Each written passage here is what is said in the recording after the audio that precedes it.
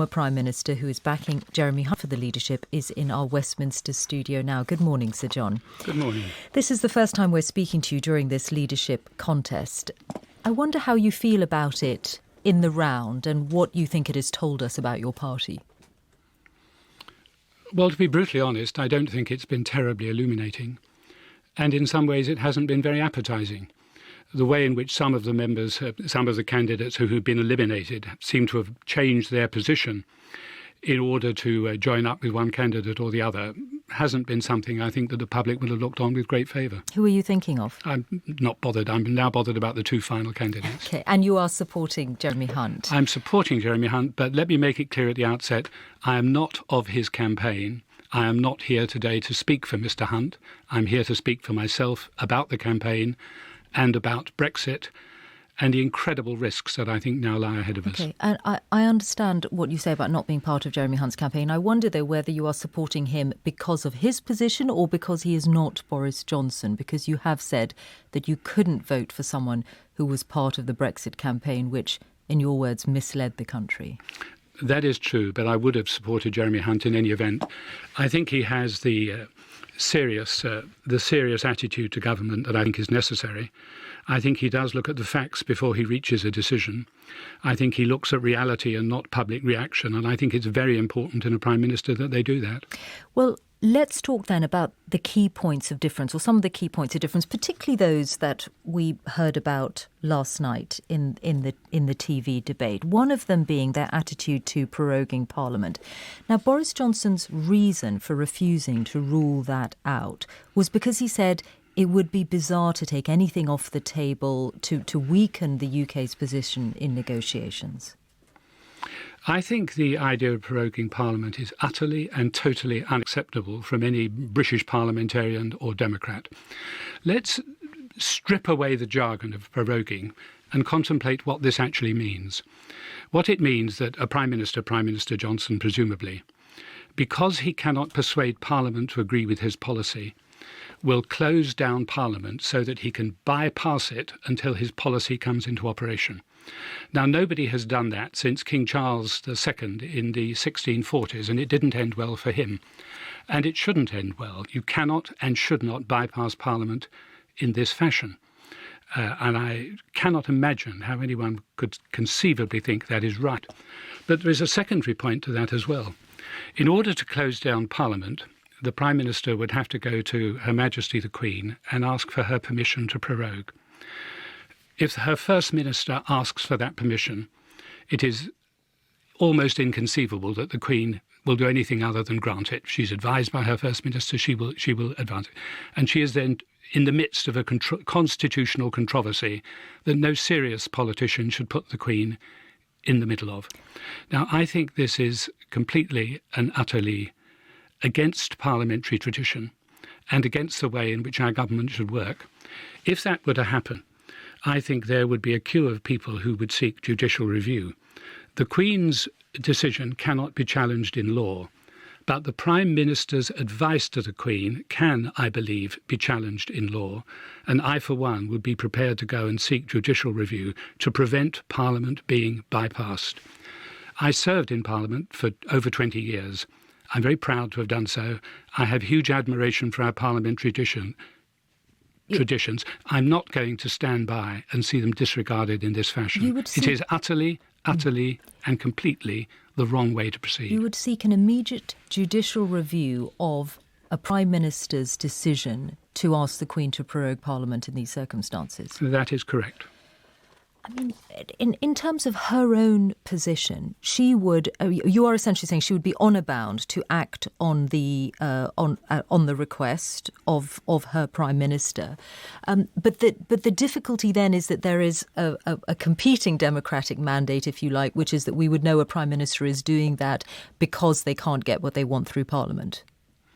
Well, that is the reason the Prime Minister would be doing it, in order to pass a policy that is hugely controversial, that is certainly opposed by a vast majority of people in Parliament. The vast number of MPs are perfectly well aware that Brexit is a very bad idea for the future of the United Kingdom and the well-being of its business and citizens, but they feel hamstrung by the result of the referendum. The Prime Minister would be bypassing Parliament. That is simply not acceptable. Do you think Boris Johnson as Prime Minister would actually be prepared to do that? Well, I can only take him at his word. Perhaps he's not telling the truth. But that is certainly what he said. He has repeatedly refused to rule it out. It's a very easy thing to say no to. No, I am not going to try and bypass Parliament. But Mr. Johnson has failed to do so. Okay, I would be delighted if he were to say later on today, I have reflected. It is a completely inappropriate way to proceed. I will not bypass Parliament. That would be an end of the matter. But until he says that, it is a live risk based on what he will not say. And he should say that, should he? Because the way he is declining to say that is essentially saying he doesn't want to get into it because we are going to presumably again be in a state of negotiation with the EU, and this is not the time to get into that. There is no conceivable justification wherever we are in closing down Parliament to bypass its sovereignty. I seem to recall that the Brexiteers, led by Mr. Johnson, actually campaigned in the referendum for the sovereignty of Parliament.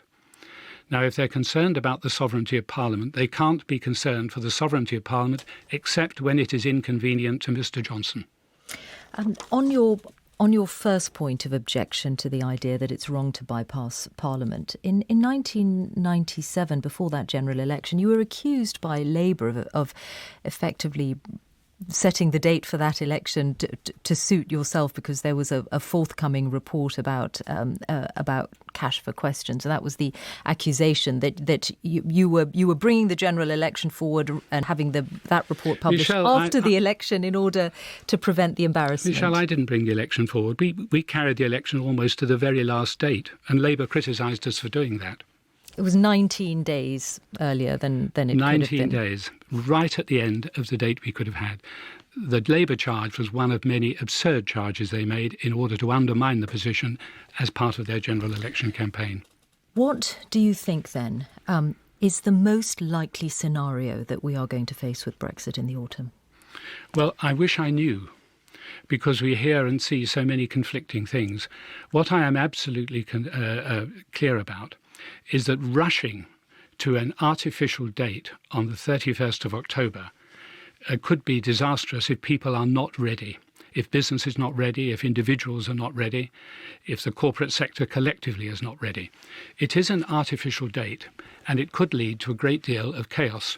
The argument that it will bring things to a conclusion is, to a substantial extent, a bogus argument. You can bring a business difficulty to a conclusion by going bankrupt, but it's not the conclusion you would wish to have.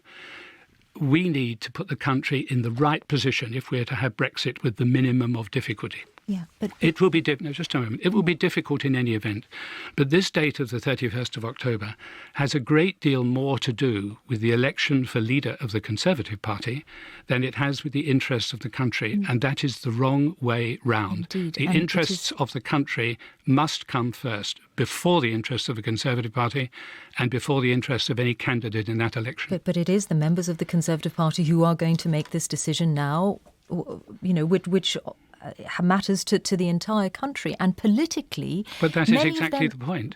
That's exactly the point. But you must also, I appreciate what you're saying about the interests of the country being at stake, but your own party is under so much pressure now from the Brexit Party. We could see that in the results of the European elections. We can see that in the people who come to their rallies, many of them saying they used to vote for the Conservatives.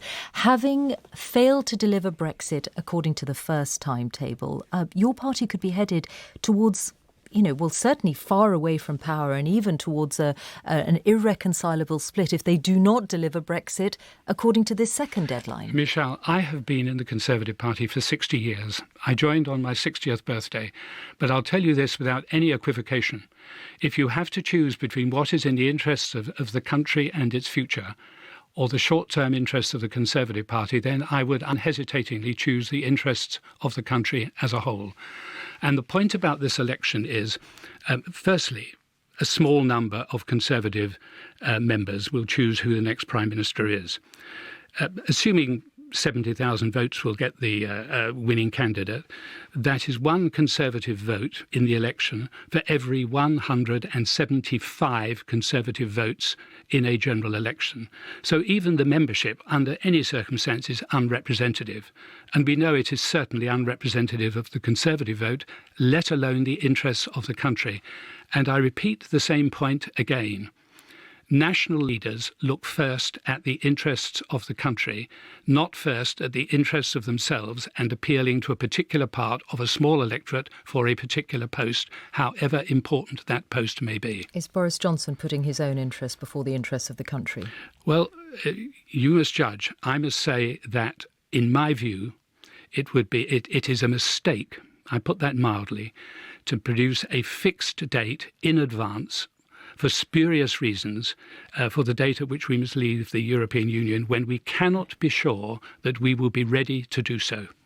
Even the candidate you're supporting, Jeremy Hunt, seems pretty wedded to that date. You know, a little bit, might go a little bit over, but he is also prepared that he would prefer to leave the EU without a deal at that point rather than extend. Well, I said at the outset, I'm not here to speak for Jeremy, I'm here to speak for myself. Of the candidates available to us, Jeremy is the one, of all the candidates we had at the beginning, Jeremy is the one I would have chosen to be our Prime Minister. That does not mean that on every conceivable issue I am absolutely at one with any of the candidates, including the one I favour. I wonder how you would deal, or how you think the government and indeed the next Prime Minister should deal with the issue that arises from Sir Kim Darroch's position as ambassador in Washington, given the way that Mr. Trump has been talking about him. Now, again, last night Boris Johnson did not say that did not guarantee to keep the ambassador in post if he became Prime Minister. How do you think this should be handled? Kim Darroch is Her Majesty's ambassador, more than the government's. That is his position.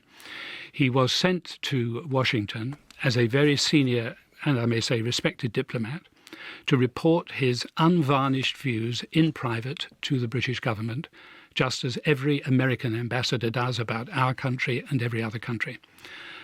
Someone extremely malicious has leaked his view. But he was doing in Washington precisely and absolutely what he was instructed to do when he went there, which is to report fairly to the government. If he does not do that, he is not doing his job. We really cannot have our ambassadors chosen by the host governments, however eminent those host governments may be. So I know Kim Darroch. I know him to be a very able and distinguished civil servant, and he should not be forced out of his office by the host government, however hostile they may be. But now that but there is a secondary point, Michelle. Let me finish. Right. There is a secondary point that is one Mr. Johnson and everybody else should ponder. The whole of the diplomatic service, which is vital to the interests of this country, will have seen that one of their most senior diplomats was prepared to be thrown to the wolves because of the criticism of a non-British government. I do not think that is good for the morale of the civil service, and I do not think anybody who does that will endear themselves in obtaining the loyalty of the civil service in future. Loyalty is a two-way street. Mr. Darroch has not misbehaved. He has behaved exactly as he was expected to behave, indeed probably instructed to behave, and he deserves the support of the British government. And diplomacy requires access, and we can already see, for example, there was a meeting that should have taken place between Wilbur Ross, the Commerce Secretary, and Liam Fox, which did not take place in Washington yesterday. Now that all of this has happened, how useful can Sir Kim Darroch be? He's still a very able diplomat. I repeat the point.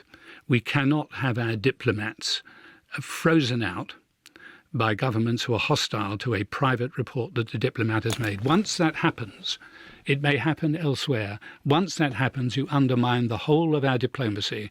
If this means a short-term freeze in relationships, that would be very unfortunate, because America are a very important ally of this country and always have been.